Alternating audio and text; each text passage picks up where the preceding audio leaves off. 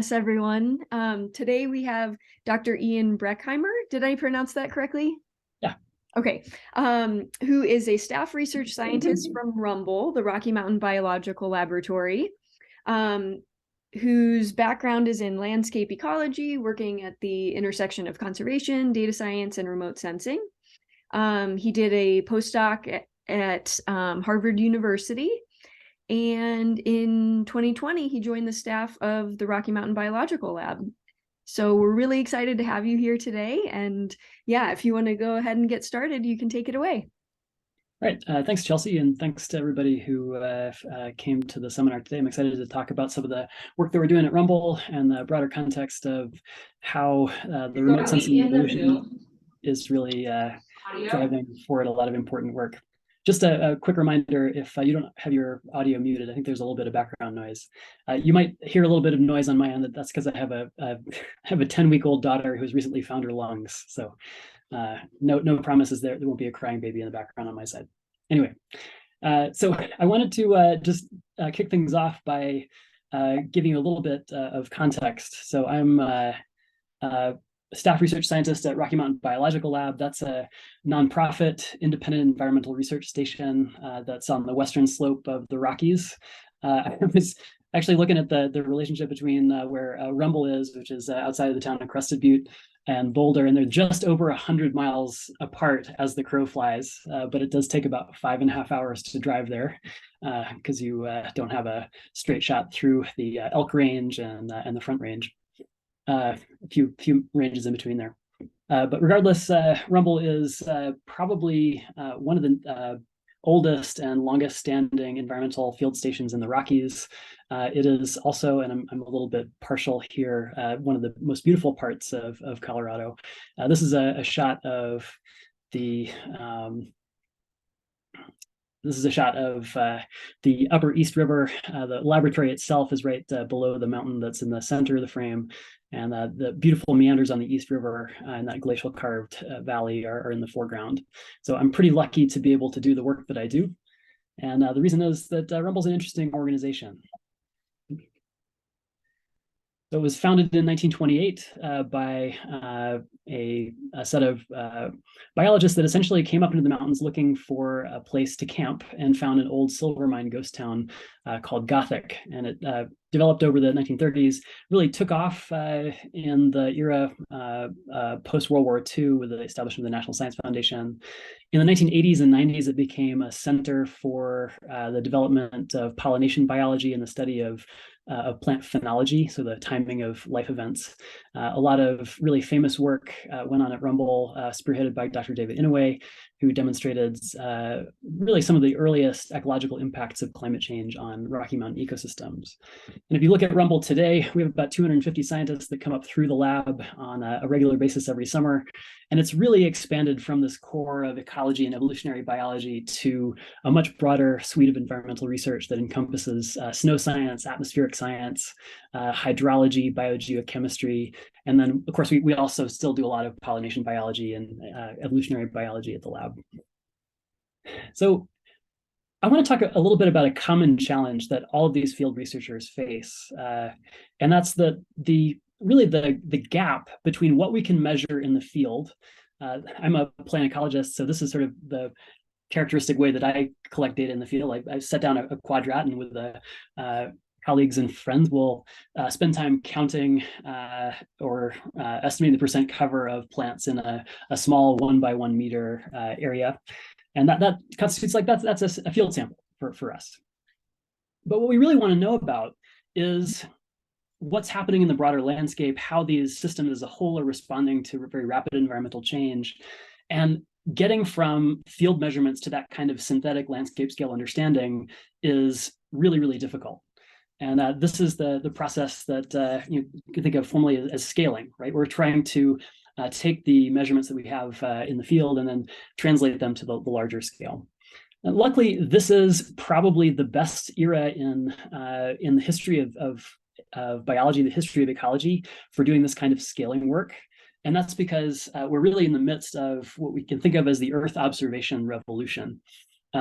of course, we've been looking at the Earth from space for decades, initiated really with the birth of the Landsat program in the 1970s. But the pace of space science and Earth observing science has really picked up over the past decade. This is just an example of all the relatively recent satellite missions that have been launched by NASA. NASA is just one of several space agencies that has aggressive programs for observing the Earth. The Europeans, in some ways, are even doing better than our space agency here. Just a tremendous number of new platforms, new kinds of sensors, seeing the landscape in new ways. A way to think about this is sort of every object that's larger than about the size of a car gets imaged every single day in wavelengths, all the wavelengths that we can see, a lot of wavelengths that we can't see, and it's are also interrogated by some active sensors, LiDAR, radar, things like that. Another way to think about this is just in terms of the total number of objects that have been launched recently. You can see that huge uptick starting in about 2015.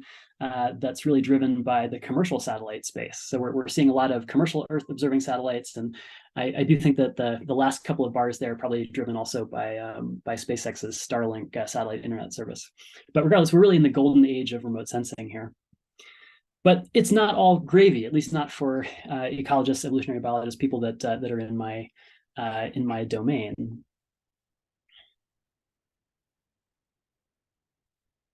And you can think of these as kind of last mile problems. They're barriers for getting this really avalanche of new exciting remote sensing observations to link up to field measurements in a way that that's productive scientifically. And you can kind of put those in three categories. The first one is scale mismatches. I gave you the example of that meter by meter square quadrat where we're collecting plant community data. There are very few satellite systems that are able to collect data at the same spatial scale as that kind of field measurement. So there's almost inevitably a mismatch in scale between the observations that we're taking from space and the field measurements that we have, and that's a big barrier. Another one is that oftentimes when we're looking at imagery data, we're looking at the sort of spectral properties of the surface. How does light interact with the surface and bounce back to the satellite sensor? And translating that into a physical measure that matters to biologists or ecologists is not trivial. So, in order to really take advantage of these new observations, we need to be able to translate a spectral signature, say, the greenness of a pixel, to some biological process, percent cover, the timing of leaf out and flowering in plants, things like that. And finally, there's just a tremendous amount of data. If you think about the global archive of satellite imagery, it is now really petabytes per day. And so trying to reach out through all those computer systems and find the observations that really matter to your particular scientific question is kind of like drinking from the fire hose. It's very difficult to just sort through the volume of data involved. So essentially, that's why Rumble hired me as a landscape ecologist, geospatial scientist. They really want me to help the scientific community really focused on this long legacy of field-based environmental research take advantage of the remote sensing revolution. And the way that I've done that is by developing something called the Rumble Spatial Data Platform. And that's a set of gridded environmental data for the Rumble domain that's really aimed at trying to overcome some of those last mile problems. This is data sets that are going to be high fidelity. In a lot of cases, these are data sets that are at the meter scale. So they're comparable to some of those fine scale field measurements. They're high resolution. They're open. We're making the data sets open to use. We're also, in a lot of cases, open sourcing the underlying analysis code, and we're creating these to be citable data sets by putting them on a public archive. We're actually using the Department of Energy's ESS Dive archive for that. So here's an example of some of those spatial data platform data sets. This is sort of the first couple of rounds of data sets that we've put up there. And they encompass a very high resolution, 1 meter resolution, land cover, canopy height, canopy structure data, sub-canopy radiation, which is a function of both topography and vegetation structure. And just as an example of, this is snowpack persistence map from 2019 based on a combination of drone and satellite data. So on the right-hand map, the early melting parts of the landscape are red colors, and the late melting parts of the landscape are blue colors. If you ever want to get a sense of just how short the growing season is up in the high country, notice that snow doesn't really melt until July in a lot of these sort of high subalpine meadows. Okay, so how do we get there? Well, there's a couple of things that we're doing, I think, that are relatively unique to try and translate this remote sensing data to things that are really useful to field researchers. The first one is that we're instrumenting the heck out of the Upper East River domain. So the watersheds around Rocky Mountain Biological Lab are the headwaters of the Colorado River, and we've installed over the past couple of years a distributed sensor network that captures key meteorological data at a bunch of different sites. So this is a relatively low-cost sensors. These stations cost about $1,000 in terms of just hardware. But because they're a modest amount of hardware investment, we're actually able to put a lot of them out there. So we have right now about 70 of these stations in the domain that were instrumented in 2020. And those are distributed across the elevation gradient that we have. We have more than 1,000 meters of elevation gradient. But then we're also trying to pick up on some of these microtopographic effects by installing sensors and microtopographic ridges that tend to have snow melt off early, microtopographic coves that tend to have higher soil moisture and be sheltered from wind, and also other places that you might not want to put a traditional weather station, closed forests of aspen and conifer types, and things like that. So this is, I think, really important because it allows us to in particular, downscale climate data to the scales that are most relevant to organisms. And as anybody who's ever worked with climate data kind of comes to realize after a while, the measurements that are available, especially in very heterogeneous environments like this, tend to not be a great match for field measurements. If you're getting gridded data from a source like Prism, for example, you're getting data at 4-kilometer pixels. 4-kilometer pixels are essentially conflating or combining information from the tops of the mountains and the bottoms of the mountains in environments like this. Okay, so having that data for downscaling is really important. Another way that we're downscaling some of the space-based data is by using drone data as essentially as a field reference.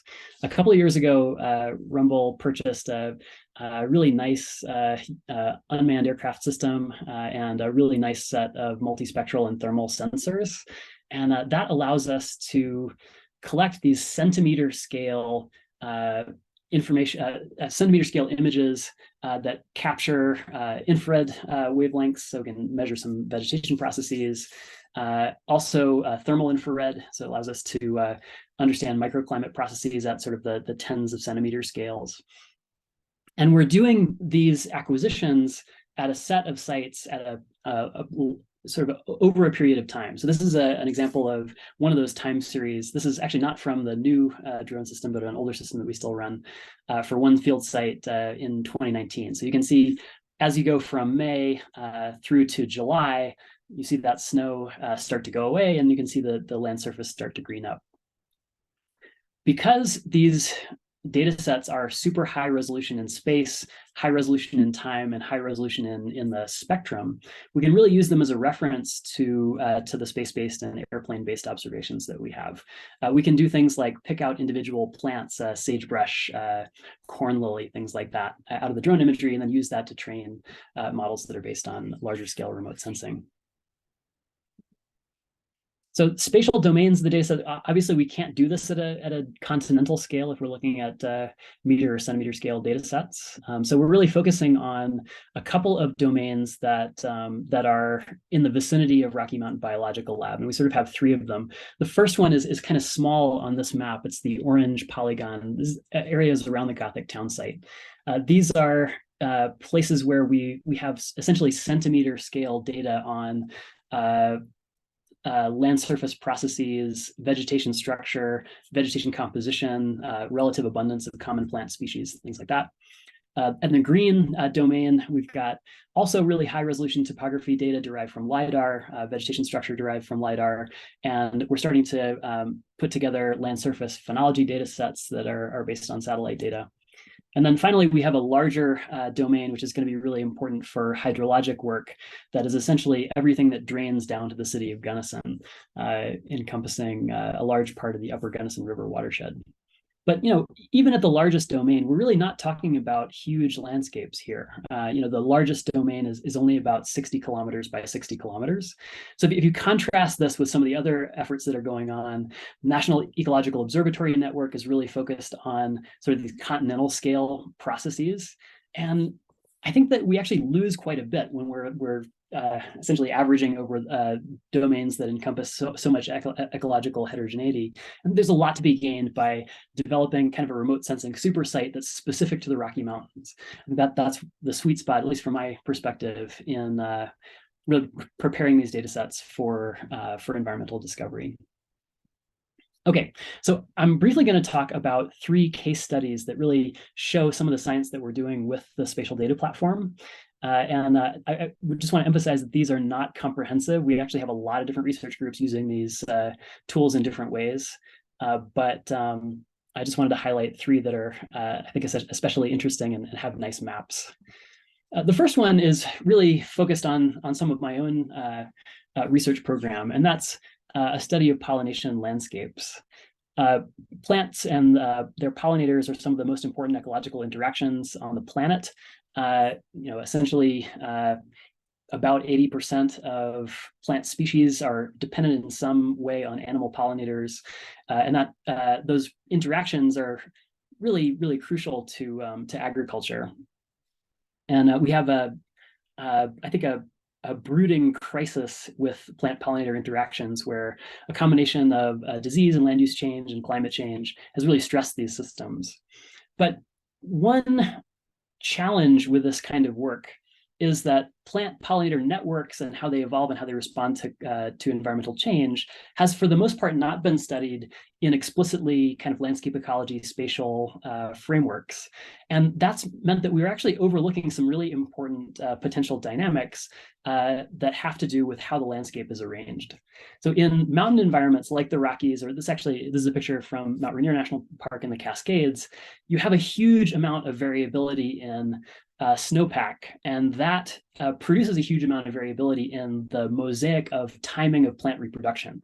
So in this case, you can see the lupins that are flowering in the foreground of the photo are essentially 3 or 4 weeks ahead of the lupins that are still covered with snow in the background of the photo.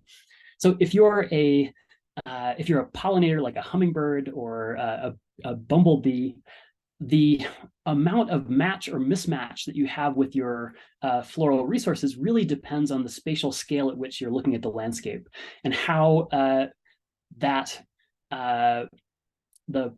pattern of flowering changes across scales is a really important unanswered question in this world of plant pollinator interactions. To put this together at RMBL, we're combining long-term data from some traditional ecological studies at Rocky Mountain Biological Lab. David Inouye's group has collected this phenomenal data set on the timing of flowering since 1974 at the lab at a bunch of field sites. And so what we're doing is layering on top of that information on species distributions that we're getting from satellite data, species distribution models driven by, in some cases, hyperspectral imagery.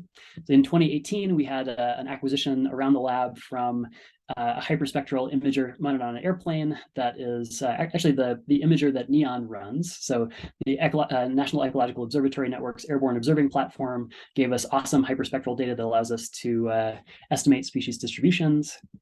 And then we put this together with the phenology data using a hierarchical Bayesian model that tries to predict, given the environment, what the timing of flowering is, given that a species occurs at a site. So essentially, that allows us to extrapolate from the field measurements, what's the timing of flowering in this network of 30 plots, to this is the timing of flowering across the entire domain, given some assumptions about how these species respond to their environment, and given some some estimates of what their spatial distribution is. So this allows us to create these really neat maps. So this is just a sample of a predicted map of the abundance of a flower called glacier lily, the beautiful yellow lily that occurs up in the mountains. And you can see these are maps that are time series about 5 days apart from early June to kind of late June in 2 different years. The top row is 2015, and the bottom row is 2017. One of the things that I want you to notice here is that there are 2 things that really differ between these 2 years. The first is that 2015 has much earlier predicted flowering, and that's because snow melted much earlier. It was a much more warmer spring around Rocky Mountain Biological Lab. And then the other thing that I want you to notice is that the spatial pattern, kind of the clumpiness of flowering, also varies across these 2 years, with the year with later snowmelt also having more heterogeneous flowering across the landscape. And if we take a closer look at how these plants are actually responding to changes in the environment and changes in scale, we actually see a tremendous amount of variability in how the progression of flowering scales at different spatial grains. So the left-hand set of curves here, these are summaries of flowering density at 2 meter, 32 meter, and kilometer scales. And you can see on the left-hand side, this is glacier lily. That's that beautiful lily. It turns out that the landscape scale duration of flowering for glacier lily is almost twice what it is at the plot scale. So if you're a hummingbird and you arrive in the domain a little bit too late, you don't have to go very far to find your glacier lilies in full flower. But that's not true for all species. The right-hand curves are for a plant called showy goldeneye, and these are plants that tend to essentially flower at the same time, regardless of where they are. And so that's a situation in which those scaling relationships aren't that important. So we're still not sure what the consequences of these scaling relationships are for the interactions themselves, but regardless, the spatial data platform has given us a chance to scale these long-term field observations to the entire landscape to answer new kinds of questions about how plants-pollinator interactions work. Okay, so the next case study I'm really going to talk about has to do with another important ecosystem process, evapotranspiration, or ET. So evapotranspiration is so important for hydrology, and it's especially important on the western slope in the Colorado River Basin because we've had huge declines in stream flow that's really contributed to drought in the Colorado River Basin. A lot of the water that could end up in the stream actually gets pumped back to the atmosphere by the vegetation, and that's ET. ET is unfortunately really hard to measure, but there are some cool approaches. This is a maple leaf that's had a really cool experiment done with this, and you can actually do that if you have a thermal camera, like this image that shows warm colors in red, cool colors in blue. And what they've actually done is just put a patch of grease on the surface of part of that maple leaf. And you can see within a few minutes, that patch starts to heat up because there's no way that water can pass through the leaf surface through the grease. So it's essentially stopping evapotranspiration from a little tiny bit of that leaf. And that really indicates just how much this leaf is evaporatively cooling. So that is something that's really easy to demonstrate in the lab, and it's something that you can measure pretty easily using a thermal camera. But translating the difference in temperature between air temperature and leaf temperature, between transpiring leaves and non-transpiring leaves, to the amount of water that's actually leaving from those leaves is quite complicated, and it has to do with the leaf energy balance. So leaves are absorbing radiation from their environment; they're giving radiation back to their environment. And this difference in temperature between transpiring and non-transpiring surfaces is just one part of that sort of complicated scenario. So I'm working with some collaborators to use drone and satellite remote sensing data to try and scale ET from leaf to the watershed. And this is a neat setup. We have in the vicinity of Rocky Mountain Biological Lab, we have a bunch of trees that are instrumented for sap flux. Essentially means that we have probes in them that measure how much water moves up through the stem.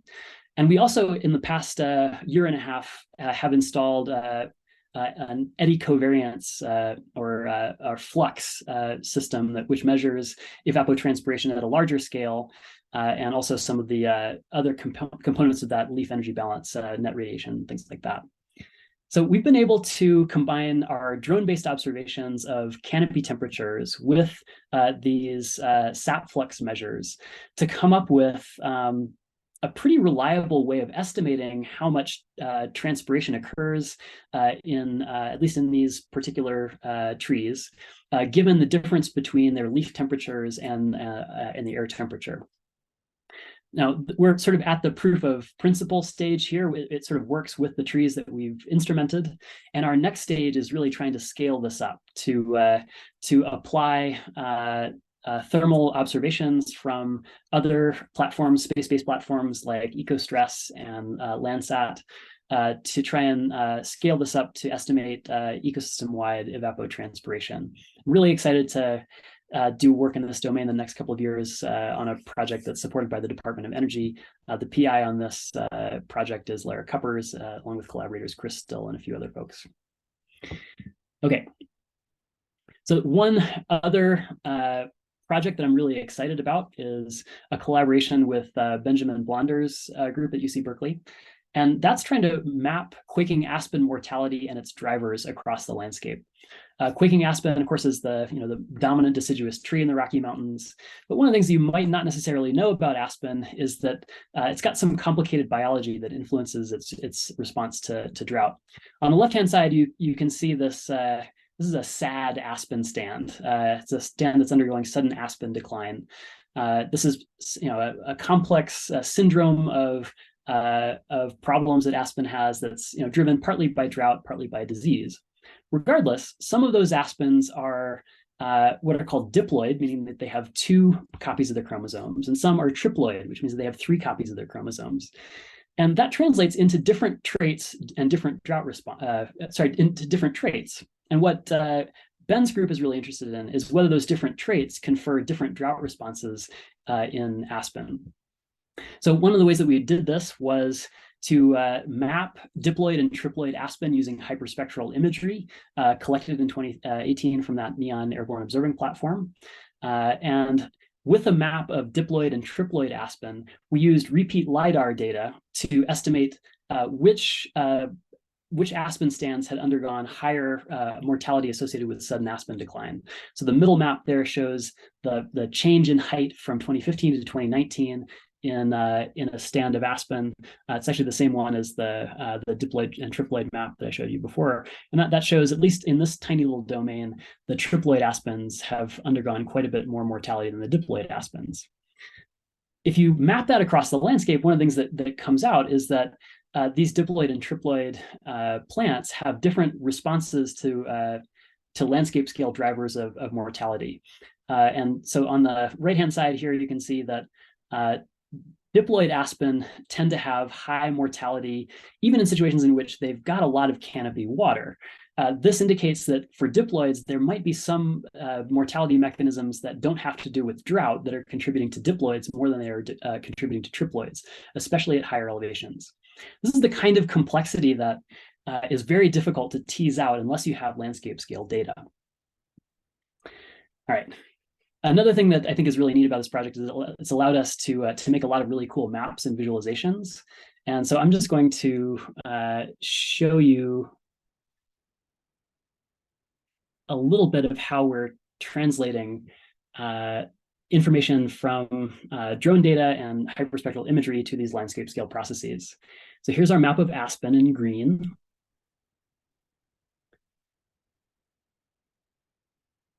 Here's our map of cytotype.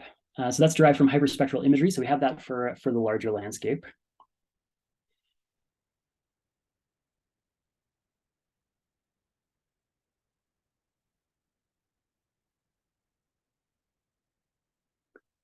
We've been able to map cytotype at the basin scale and compare that to mortality data from LiDAR. Now, we don't have repeat LiDAR for the whole domain, but if we use that predictive model that allows us to actually estimate mortality risk given cytotype and environment for a very large domain around Rocky Mountain Biological Lab. Really, really neat. I also noticed that Erin Carroll is on this call. Erin's a graduate student in Ben's lab, and she's actually taking the next step here to try and scale up from sort of the basin scale to the continental scale using Landsat data. So we really see this as a sort of the spatial data platform is a bridge in scale from these sort of local scale field measurements to continental scale remote sensing analyses. And so if you're interested in where that's going there, Erin's a great resource, and she's doing super cool work. All right. So where are we going with this?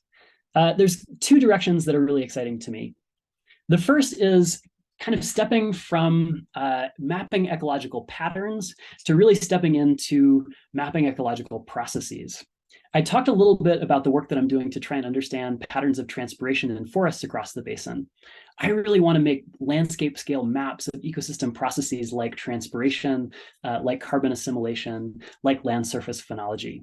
And so we're really trying to put to work all the cool spatial patterns that we've been able to detect using remote sensing and machine learning here to work in modeling ecological processes at very fine scales. And I think that the scientific promise here is that we're going to be able to account for environmental heterogeneity in some of these larger scale models of how environments are responding to drought and climate change in ways that haven't been possible before.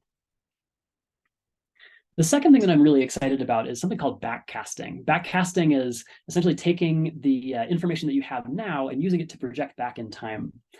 So there are a huge number of long-term research projects at Rocky Mountain Biological Laboratory. Some of them have been running since the 1970s. We didn't have a ton of satellite observations that allow us to do mapping really until the 2000s. But we do have some satellites that were in space and have been collecting roughly consistent information for about 4 decades through the Landsat program. So this is an example of one of those comparisons. So on the left-hand side is snow-covered area on April 24th, 1989. And on April 29th, 2020, for the environment around Rocky Mountain Biological Lab. You can see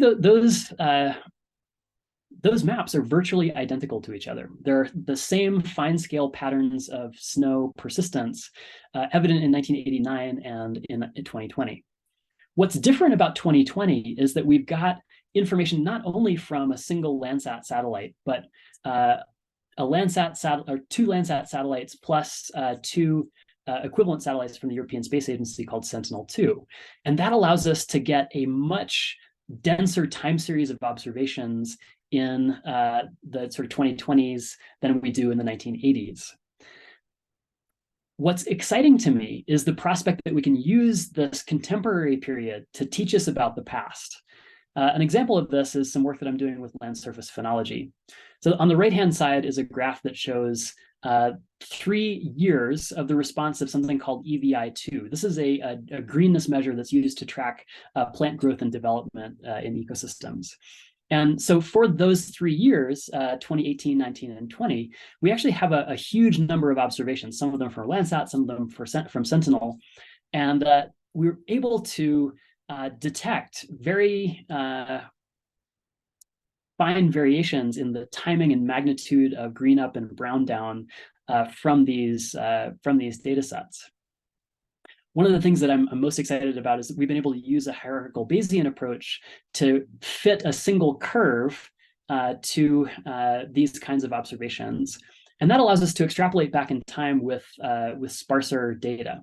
So those are the 3 more contemporary years, but we can actually use this same hierarchical statistical model to come up with estimates for the historical period where the satellite observations are much sparser. And this does a much better job of representing land surface phenology than if we were just relying on the data from any given particular year. So this is a super general approach that I'm really excited about. And there's sort of a lot of barriers to doing this at a large scale. Bayesian models are computationally expensive. There's a lot of work to do to try and understand how to do this well, but got promising results that really, my hope is that's going to allow us to develop really high resolution time series of some of these environmental processes that we can map onto some of the long-term field studies of wildflower phenology, of marmot population dynamics, things like that. Okay, so this is where we are essentially. So the Rumble Spatial Data Platform provides really high resolution information on the physiography of the Gunnison Basin. We're sort of working to expand that to ecosystem processes, land surface phenology, transpiration, things like that. We're also trying to backcast fine-scale patterns of microclimate and land surface dynamics across the last 4 decades, using that sort of backcasting process that I talked to you about before. And I think that it's a great time to take a look at what we're doing and seeing if it might be useful for your research program. The first one is, the first thing that, in terms of final thoughts, is I'm recruiting an MS-MEM student for fall 2023 at Western Colorado University. This is part of an NSF-supported training program called Employs that provides a lot of financial support for students. It's also a dual degree program. So if you're interested in doing some cool ecology that has to do with remote sensing and then applying that to a management goal, this would allow you to enroll in a dual degree program that's really focused on translating science into management. I'm also leading a 2023 special session at ESA called Scaling Demography Using Remote Sensing. I haven't really talked about those projects at all, but I'm involved in a couple of exciting collaborations that are trying to use drone data to track the birth and death of individual trees and shrubs and other plants. It's really exciting work, and it's sort of at the frontier of this ecological remote sensing demography program that we're really trying to get up. So if you're doing work in this domain, if you're just interested in this, keep your eye out for this special session. The last thing that I'll mention is that I'm really interested in collaborations that use neon data. You know, Rumble is kind of has been going its own way. You know, we made a very intentional decision not to be a neon site, for example. But there's a tremendous amount of science that we can do at the continental scale that combines neon data with some of the unique stuff that we're doing at Rumble. So I'm interested in collaborations here, so please get in touch. So that's all I've got. Hoping that that we've got a little bit of time for questions, and thanks for your attention.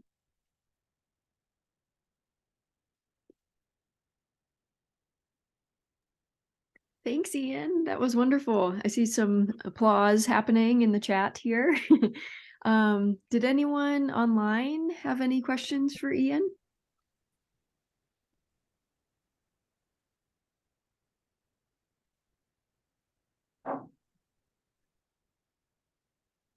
Or I think there are some folks in person too on campus today. Yes, it looks like there was clapping in the room too. Any questions from anyone in person, Natasha? Can you hear us? We can hear you. It's a little quiet. Oh, okay, great. Sorry, we weren't sure about the audio earlier. Sorry, Ian, that we interrupted you mid-talk. We were trying to figure out the room audio. I don't have any questions. Does anybody have any questions from in the room? I can ask. I'm a hydrologist, so I'm really interested in snow cover. One of the really difficult in water equivalent from snow cover is just kind of distinguish. Like, yeah, I'm really sorry. I'm having trouble with the audio. I didn't catch your question. Is there a way that you guys can either put that in the chat or get a little bit closer to the microphone? Yeah, how about this? Oh, that's much better. Perfect. Okay, I'll talk into the microphone. That'll help. Yeah, I'm really interested in the snow-covered area data, and one of the challenges. I'm a hydrologist, so my group had looked at converting snow-covered area from satellites to snow water equivalent, and one of the big challenges was like all of the edge pixels that are partially covered, and it's hard to see if like they're partially covered or they're like, or there's something else going on with those intermediate values. So I'm just curious if you guys have learned anything about that from the high resolution data. Yeah, so one of the things that's most challenging, there's sort of the mixed pixel problem, and this is like super general for remote sensing, right? Like if you're looking at a particular resolution, you've got surfaces that are heterogeneous within a pixel, and those interfere with your ability to figure out what's going on the ground. And for sensing snow, that's particularly a problem for forested environments and environments that have a lot of topographic complexity. And so the real challenge is essentially trying to figure out if this pixel has an intermediate value for a snow index, but does that mean because it's half snow covered, or because half of the snow is obscured by vegetation or some other surface? And so having the really high resolution data from drones does allow us to tease that apart. And we've instituted for the draft products that I've been talking about just some really basic vegetation corrections that says, if forest density is this and your spectral index of snow is that, then the snow underneath is probably that. That being said, those are pretty crude kind of empirical corrections. I wish I had ways to peer through the trees better. That there definitely are some active remote sensing approaches that might be helpful there. But I sort of feel your pain, and that it's one of the harder problems, and one of the things that I'm not quite satisfied with how we're handling it right now. Great question. Yeah, thank you. It looks like there are a couple of questions in the chat, so I'll kind of just read them out here. I'm going to start with Josh's. Natasha, I'll come back to you. So 2 questions from Josh. Was the BHM in the first case study spatial, temporal, or both? And 2, what's your favorite hiking trail near Rumble, importantly? So the Bayesian hierarchical model that we're building with phenology is trying to use both spatial and temporal variability in measured phenology to drive predictions, and that's a really, I think it's really powerful, because we have this really long-term data set from Rumble that tracks wildflower timing, wildflower flowers for 45 years or so. So we have a tremendous amount of temporal variability. Unfortunately, the plots aren't set up to be a great spatial sample, so we don't have a huge amount of spatial variability in a given year. And so I didn't talk about this. One of the projects that I instituted a couple of years ago was to go out and collect a sort of better spatial sample of phenology. And we're hoping to use that new data set to help us test a really important assumption, which is that the spatial and temporal variation in the environment have equivalent effects on phenology. So that's an assumption that's oftentimes called space for time substitution. It would be really great if we could assume that environmental responses across space were similar to environmental responses across time, but that's actually a kind of an untested assumption in this domain. So we don't actually know. So right now the HBM is using kind of spatial and temporal information interchangeably. But we're looking to try and refine that, because there are some important ecological processes and evolutionary processes like local adaptation that could cause those 2 types of variation to have different effects on phenology. A great question. Yeah, and the second one, man, it's hard to pick one, but yeah, you should come up and visit and go and just try it out. I will say, the best place to go really depends on your elevation and whether or not you want to hit wildflowers. One of the things that we're doing with our landscape scale forecasts of phenology is Crested Butte has the Wildflower Festival every year. So they invest quite a bit of marketing money in getting tourists to come ogle wildflowers in Crested Butte. But we have the information to actually create spatial forecasts of when things are going to be in bloom. So check out, I'm not sure if we're going to be able to get this together for this coming year, but probably for 2024, we'll have an ability to map hiking trails on top of when we think peak flowering is going to be for the beautiful subalpine meadows up there. So yeah, stay tuned there, and happy to give you some recommendations offline if you're headed to the basin. But yeah, if you're just headed out here, drop myself or another member of the Rumble staff a line. It's always fun to show people around. Sweet. And then it looks like there's another question from Caitlin that says, I work with long-term climate data and I'm curious on your thoughts about using fine-scale microclimate data from the Rumble remote sensing platform to qualify or put some error bounds on long-term human observed recorded weather data. Yeah. Yeah, anything like that? That's a great question. Yeah, so the context there, and she refers to Billy Barr, which I didn't mention. This is probably the only presentation anybody's ever given on Rumble that didn't mention Billy Barr. So he's a member of the Rumble staff. He's actually our bookkeeper. who has worked for Rumble for like 50 years, and he's in a cabin out in the lab year round, even in the middle of winter. And in the 1970s, invested in a really nice sort of manual climate monitoring setup, and has been really, one of the most dependable observers of climate in the lab. And it's only been the last few years that we've augmented that by some of these automated observing systems. And one of the things we notice is that like Billy's really good. Like we can sort of quality control his data based on these automated observations, and it's kind of hard to tell the difference between them.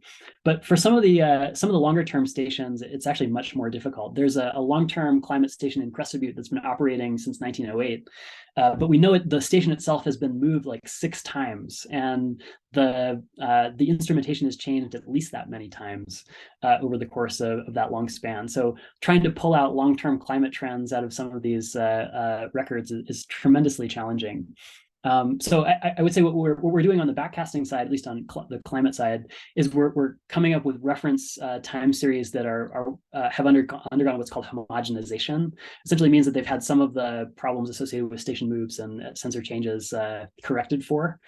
But that being said, it is just really hard to know whether that's really taken care of all of the artificial trends in the data. I think that if you're looking at a regional scale, it's very easy to say on average these the environmental signal is really strong. So we can say the western slope has warmed by more than 0.5 degrees C since 1890. But that's really, really tough at these sort of small spatial scales. Great question. Okay, and then anybody else in the room or Natasha, do you want to ask your question that you put in the chat?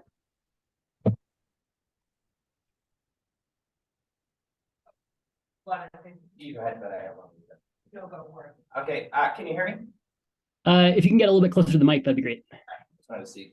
I wanted to ask you a little bit. I really liked your phenology with the pollinators and the idea that sort of spatial heterogeneity gives more opportunities for things to catch their small window. I know that David has found some like long phenology lags, like his 4-year-long lag in his sunflower or whatever. Oh yeah. How do we think about these multi-year lags or these multi-year systems in terms of your model? And sort of related to that is I see you're capturing data remotely for the pollinators and sort of the plant side of the phenology. But the other half of the mismatch, how do we get the bird data or the critter data that's matching or not matching with those? Yeah. Those are my 2 questions. Yeah, so I'll take those 2 in turn. The first one is really about like multi-year lag effects on phenology, and most of the effects, the multi-year effects that David's group has found, have a lot to do with the sort of magnitude of flowering, like how many buds does an individual sunflower or an individual monument plant put on in a given year. And it turns out that those multi-year lag effects are really important for a few species.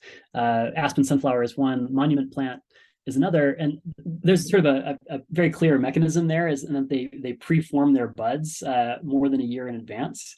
So if they're these plants that have these big mass flowering events where some years they flower a lot and some years they don't flower at all, you've got really the legacy of a couple of years of bud development below ground that's just kind of breaking the surface in the year where it's easy to observe. So those situations are where those multi-year lag effects are really important. It turns out it's a little bit less important in terms of the timing. So if you're interested in figuring out just what the duration of flowering is, not the overall magnitude, then it doesn't matter that much whether the previous year had been dry or what have you. There is one set of effects that we haven't, I think, examined enough, and that's fall processes. We've seen about a week of spring advancement at the lab over the past 40 years. So snow melts about a week earlier. The early season wildflowers go about a week earlier, but we've actually seen about 3 weeks later snow onset since the 1970s, meaning that the bare ground, snow-free ground extends a lot further into the November cold season than it did previously. And those kinds of fall processes are things that we sort of haven't explored incorporating into this flower prediction framework. But if I were to guess what kind of lagged environmental effects would be important, it's probably those processes that are going on the fall immediately previous to the winter that's the constraint on the growing season. And then, oh, sorry, what was the last question that you had? I totally missed that. Yeah, the second question was about phenological disconnects. And sort of remote sensing picks up the vegetative half of that disconnect well, but how do we pick up the other half? Yeah, so I'm really excited in the sort of medium term to collect more movement data on pollinators. So we're at the point where those little radio telemetry backpacks are like, they're feasible for hummingbirds. It's still, it's a considerable amount of weight, not a huge amount of weight, if you are able to glue a little transmitter on a hummingbird. And they're just now the smallest transmitters are light enough to mount on the heaviest bees. So I think if you were to like ask me what I want to be doing in 5 years, it's like gluing little backpacks onto bumblebees and following them around. The technical challenges there are pretty significant, but there's no other good way to get information on how pollinators are actually using the landscape. And that's sort of the other, like you pointed out, the other part of that phenological mismatch question is, how good or how not good are pollinators at exploiting that environmental heterogeneity that's there. And for that, we have no idea. We do know that, for the hummingbirds anyway, they have a foraging range, on the order of kilometers. So they're able to get to a lot of these places, but whether they're able to do that in an energetically favorable way, and whether that's sort of really a good buffer on plant pollinator mismatch in systems like this, that's still an unanswered question.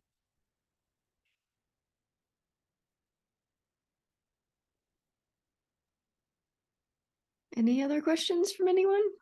Natasha had one also. Yeah, actually, this is more just like to inspire our Earth Labbers.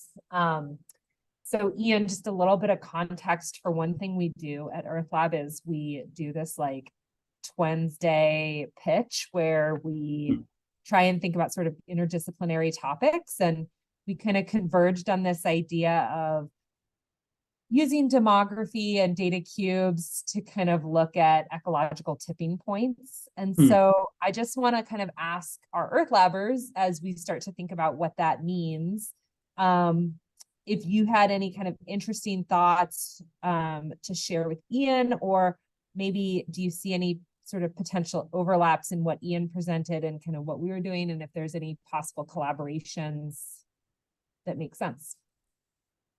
So it's kind of just an open call to our Earth Labbers to say that part of the reason for having this series is to find collaborations. And I think, Ian, you presented a lot of really great overlap. So I'm kind of probing our Earth Labbers to see if we have any ideas or thoughts we want to follow up on.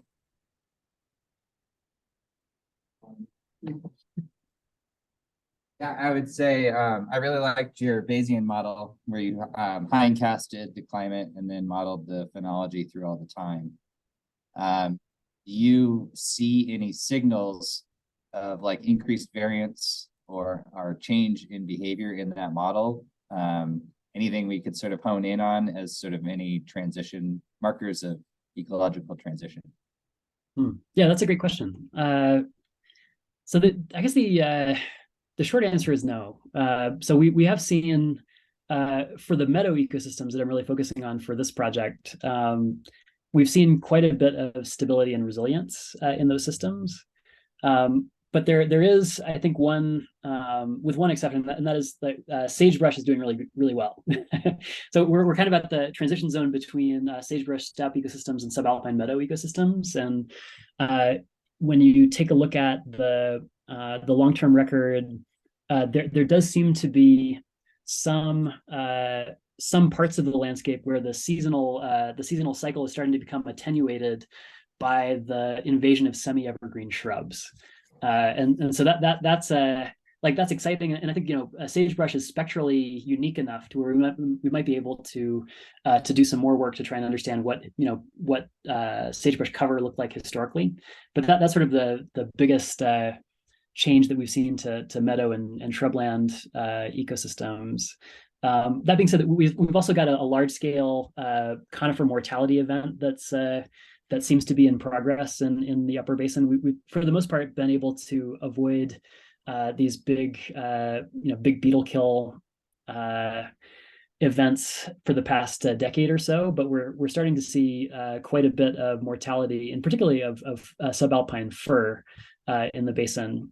And I think that's sort of a great opportunity to kind of get things set up at the front end of one of these events, because that allows us potentially to observe one of those ecological transitions. Because I assume that some of that fur is not coming back, and what it comes back as is going to be a really interesting set of scientific questions.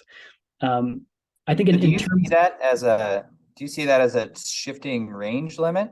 Is something moving uphill, or are we just getting mortality and we don't really know what's going to disperse back into that area? Yeah, that's a good question. I think